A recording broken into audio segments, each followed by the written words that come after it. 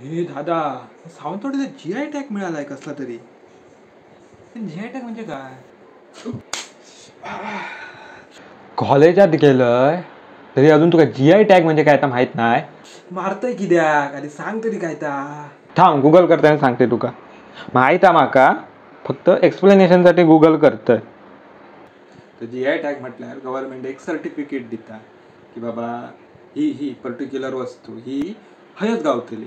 म्हणजे हापूस आंबो हा तो तुका देवगडाकच गावतलो खऱ्या चवीची. कारण थोड्याशा लोकांका माहीत आहे त्याका उगवचं कसं ते खूप वर्षापासून करतात.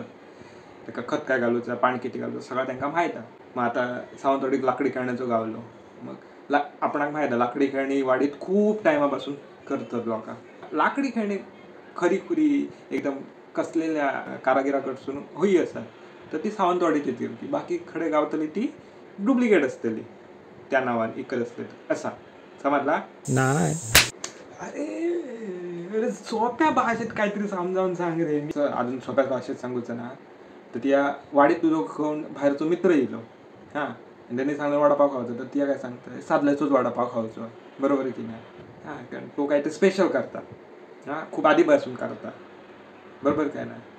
तसाच गव्हर्नमेंट सांगता मध्ये उरलेल्या भारतातल्या लोकांक बाहेरच्या लोकांक की बाबा तुमका ऑथेंटिक होया असतात एकदम मस्त तर त्या जागेवर जाऊन घ्या ती वस्तू. समजला मा?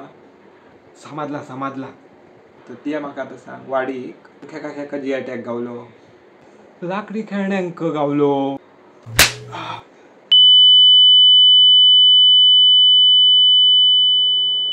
लाकडी खेळणी आणि गंजीफा आर्ट दोघांका गावलो हा. हां बरोबर ना. ह्या सगळ्यात थँक्यू कोणाक म्हणतलं तर सावंतवाडीचा राजघराणा भोसले राजघराणा त्यांका आणि ॲडव्होकेट समीक्षा दाभाडे मॅडम यांच्यानी ह्या सगळ्यासाठी काम केलं नाही काय. मग आणि त्या गंजीफा आर्ट म्हणजे काय? हां तर गंजीफा आर्ट म्हणजे काय त्या नंतर सांगतंय कारण त्याचा गाल सुचलो आता येतंय येऊ बारा करू.